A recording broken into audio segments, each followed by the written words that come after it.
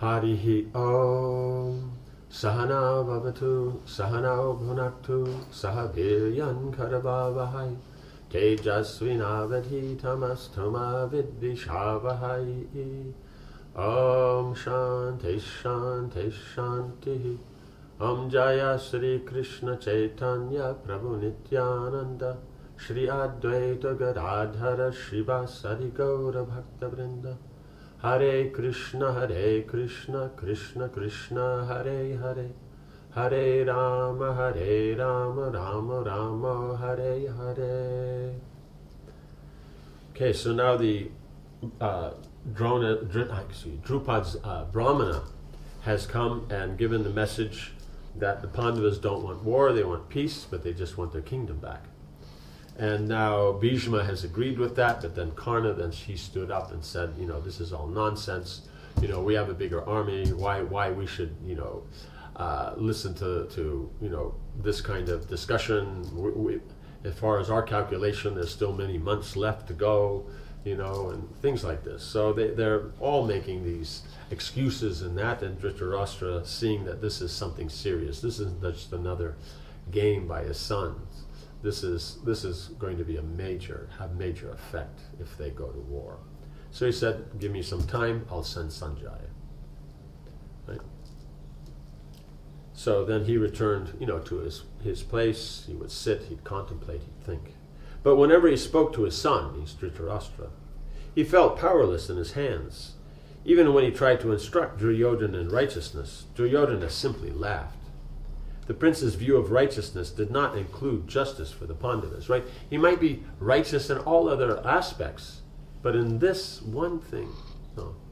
So he may see is that because if he deals in the kingdom properly, he deals with the citizens, he deals with the law properly, then his power in the kingdom will go on nicely. He'll get the pious credit. He'll be, he'll prosper. But so he may be righteous in all things except when it comes to the Pandavas.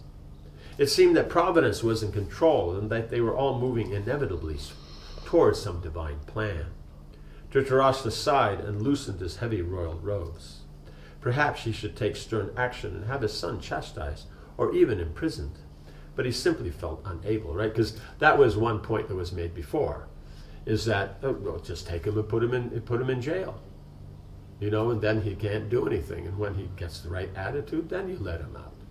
Or Bhishma even had the guy send him to the Pandav, to the forest. Yudhishthira will live in the forest for 12 years. Let him also go there and live with them. But not only that, he'll go there and serve them. Right? So, these ideas have come up, but he can't. He's just so attached. He's just so much affection, right? But misguided.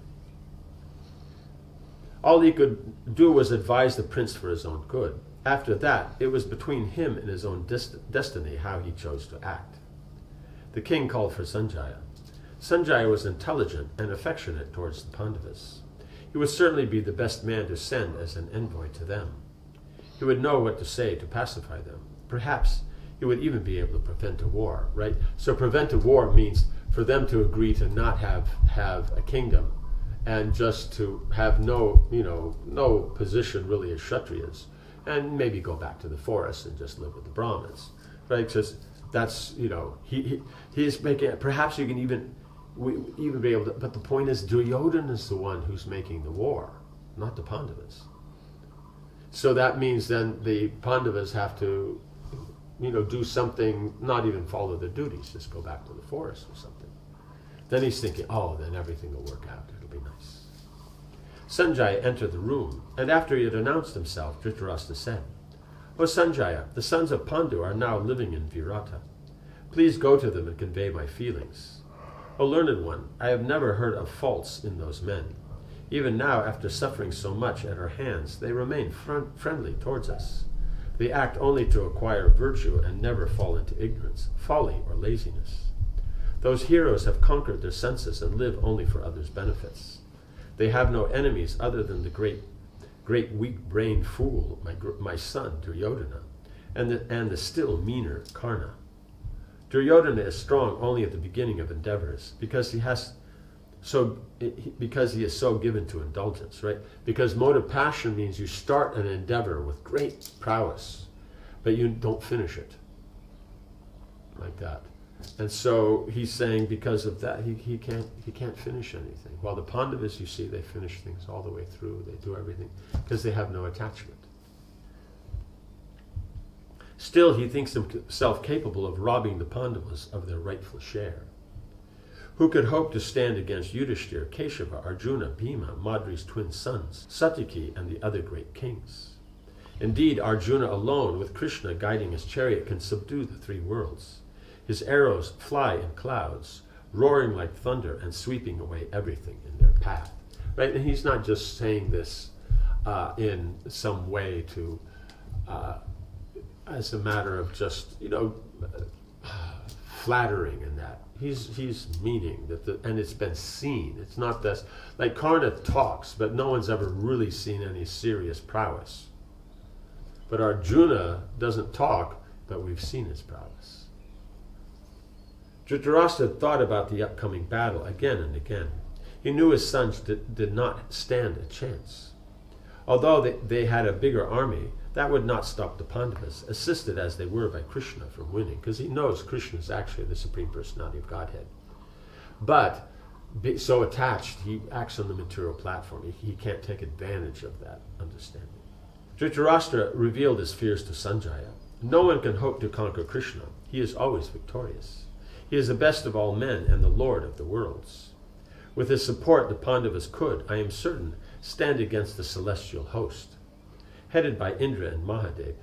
It's happened before. It's just Arjuna and Krishna alone defeated the host of Indra and the demigods. Just he and Arjuna together have already shown their power at Khandava. That's the point. What then can we expect when they unite with Bhima and the twins? Our army is finished. The Pandavas' power is inestimable. O Sanjaya, let me tell you about the other kings who have rallied to their cause. Right, so now if you add Bhima and the twins, and then how much? So they were already defeated at Virat, just by Arjuna. Now you add in Bhima, and then there won't be an elephant left. He's going to... Dhritarashtra had already heard from his spies about the situation in Virat. After listing all the kings supporting the Pandavas, he again turned to discussing Krishna. It was Krishna he feared. Just see how easily he had slain the mighty Shishupal, Naraka, Kamsa, and many others. He is surely Vishnu incarnate. Thinking of Krishna's power and Vishnu's deed, Krishna's power and Vishnu's deeds in former ages, I find no peace, because he knows the histories and that Vishnu kills all the demons. O son of Gavalgani, perhaps the only person I fear more is Yudhishthira. I do not fear anyone as I fear him. He has long practiced austerity and dedicated himself to virtue. Whoever receives his wrath will be consumed like a reed falling into fire. His cause is just. This also frightens me, right? Because he says God is there, but there may be a question of discussion or something. But the Yudhishthira, his virtue is such that you upset him, just that itself will destroy you, right? Because he's just so, he is the rightful emperor of the world, right? And he already established himself, and he did it righteously. He didn't do it by tricks like Duryodhana. Duryodhana may be sitting on the throne now for the world. Technically his father is, but it's run by him. But it wasn't gained righteously. Yudhishthira gained the world righteously, and it was acknowledged by everyone from the universe. The demigods came. It's not that it was just local kings. Throughout the universe, everyone came to the Rajasuya. It's a very big affair, the Rajasuya. I think the last time it was done was by Harishchandra, and so and Harishchandra is, amongst kings is very, very famous. So it's a very special thing. So, yeah. Dhritarashtra fell silent for some moments. He had to think of some way of stopping the Pandavas from taking up arms against his sons. Some way that was other than returning their kingdom, right? So they have to keep them from fighting, but not give back their kingdom. but the two kind of are, somehow or another linked. Sighing, he went on addressing Sanjaya. Go on a swift car to the high-minded Yudhishthira and speak affectionate and kind words. Tell them that I desire peace and will comply with any request he makes. Inquire after his welfare and that of his friends and followers. Say whatever you feel is appropriate to promote the interests of our race. Do not speak anything that will give rise to hostility. Because when he says our race, meaning one, the Kauravas, but two, technically the Kshatriyas. Because if this war happens, then there won't really be any of quality Kshatriyas left. Without offering assurance that the Pandavas would regain their kingdom, Dhritarashtra gave his own message to Sanjaya and then asked him to leave at once. So he didn't say they'll get the kingdom, right? But he's just trying to get peace without giving them the kingdom, because he knows if there's war, then that everything will be lost. Chapter 42, Dhritarashtra's message.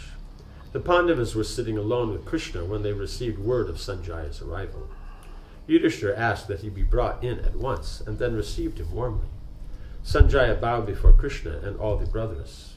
After he was seated, he said to Yudhishthira, "It is fortunate, O king, that I find you in good health and among friends. Surrounded by your brothers and the illustrious Krishna, you appear like Indra. The aged and wise Dhritarashtra inquires after your welfare, along with the well-being of your wife and other relatives." After saying that everything was well and asking after the Kurus' welfare, Yudhishthira said, "Do the Kurus still think well of us? Do they remember Arjuna's unequaled prowess and that he can send 60 arrows at once from his bow? Do they remember the mighty Bhima, who can make entire armies tremble when he picks up his mace? Do they remember the twins who conquered so many regions of the earth by the strength of their arms?" Right? Remember, each one of them on their own went out. And so one of them conquered the western side of Bharat, the other conquered the southern side. So their prowess is very great, because when they go out, it means all the kings that are there. It means all the 5 Pandavas, they themselves are each more powerful than any other king with their armies on earth. Right? So that's why then it's being pointed out that why would you want to fight with them? They've already defeated all the kings of the world. Right? Surely Dhritarashtra's sons have forgotten the defeat they met at Dvaitavan, when Bhima and Arjuna had them released. Although he would be their friends and live with them in peace, I fear this will not come to pass. Alas, Sanjaya, there seems to be no way to win Duryodhana over despite our best endeavors.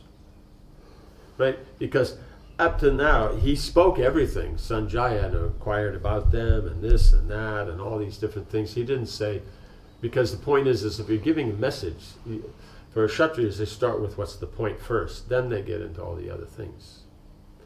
It's just like that. But he didn't. He just asked about the welfare, how they doing, and how's this one and that one, and like that. So that means, no, he's not planning. So it is exactly as you say, Sanjaya replied sadly. The Kurus are well, and they certainly remember you. Duryodhana is surrounded by both wise and wicked men, but he takes his inspiration only from the latter. His behavior towards you is surely reprehensible. His father sincerely regrets it. Indeed, the old king often sits sighing, lost in feelings of repentance for the ill treatment you brothers have received at Kuru's hands. He has consulted Brahmins and knows that conspiring against friends is the worst of all sins. The king wants only to make a lasting peace amongst us all. Yes, the Kurus remember your power. It is a mystery how men of your caliber are forced to suffer so much misery. But we are sure that you will never abandon virtue for the sake of pleasure. O you who have created no enemies, listen now as I convey to you Dhritarashtra's message. Yudhishthira asked that Sanjaya speak the message before all the kings gathered at Virat's court. The charioteer then stood in the midst and bowed before speaking. I offer you my respects. Dhritarashtra has sent me here to say that he desires peace. He inquires about your welfare and asks with all sincerity that there be peace among us. This is what he has said. The sons of Pandu are all virtuous. They are incapable of a mean act. Yudhishthira is mild, generous, and forgiving, and acts only for the welfare of all beings. How could he be responsible for an act that will destroy us all? That is sinful, and that leads only to hell, an act that will bring the same result, regardless of who is successful. Blessed are those who promote their cousins' interests. They are truly sons, well-wishers, and friends of the Kurus, who are prepared to sacrifice their own interest for that of the dynasty. Right? So he's saying all this, and it is correct. Like this, who would start a war? Who would not, support their cousins? Who would fight against? Who would do all these things? But the point is his sons are already committed to this. They're already sinful. So now, instead of saying that my sons are like this, what can I do? So maybe if you can do something like that. No, he's just putting the blame onto them. He's doing the same thing that Karna did. Doing it in a nicer way. But he's basically saying is that since Yudhishthira only works for the citizens' welfare, he only does right, why would he want a war that's going to be, so sinful and give such a bad reaction? So whether they win or we win, it's going to be bad in either way. So isn't it better not to have a war? So he's presenting it as if Yudhishthira is pushing for the war. But in one sense, the point is that it's Duryodhana who's pushing for the war, because he won't give the kingdom back. And he says, no, let us have a war. We have a bigger army. We'll win. So it's actually Duryodhana, but he's trying to ignore that and just put it on now on Yudhishthira. That Yudhishthira will feel bad. Yeah, you're right. We shouldn't fight. Like this stuff. Krishna smiled. The kings glanced at each other. Dhritarashtra's message was clear, right? Because so in other words, he's saying, you step down. We're not going to adjust our position. But he's not saying that. I didn't say that, They listened as Sanjay clarified it further. If you succeed in subjugating the Kauravas, O son of Kunti, and thus regain your kingdom, what will you gain? Having slain your relatives, your life will be like death. What would be the result of a battle in which heroes such as yourselves, Keshava, Satiki, Chetikana, and others are contending with Drona, Bhishma, Kripa, and Ashwatthama, and the Kuru warriors? It means total annihilation. There will be no good to either side. I find it hard to believe that the Pandavas are capable of causing such destruction. Right? This is all coming from Dhritarashtra. With clasped hands I fall at the feet of Krishna and of the aged Drupad. Throwing myself upon your protection, I beg that all be well between the Kurus and the Pandavas. If someone requested it, you would give up your lives. Why then would you not act to preserve all these warriors? So you can see that it's a desperate act. He's acting in a sincerity, but unfortunately, because it's tinged with his attachment, then it bears the point that he's trying to put the fault on the Pandavas rather than say, my son is terrible, and I can't control him. I don't know what to do. So if you guys can work out some way to have peace and not have this and that, but he's not going to do that either, because then it sounds like, because if he does that, his son will be upset, because then then we're the bad guys, and then we had to beg from them, right? They had to show their mercy, and so then he can't speak properly, and he has to speak improperly. The hall remained silent. Yudhishthira waited until Sanjaya had taken a seat and said, "What have I said that made you think I wanted war?" Right? So the whole point is now Yudhishthira is going to bring up, why are you thinking I'm the one that wants war? The message that he sent said, we want peace. So it's up to them to give back the kingdom, that's all. But they won't give back the kingdom, so therefore that means war. So it's not that they're doing, but what to do? That's the way the criminal mentality works. So we'll see next time then how it unfolds and how it's dealt with. Om Hare Krishna, Krishna Krishna, Hare Hare, Hare Rama, Rama Rama, Hare Hare. Jai Srila Prabhupada ki Jai.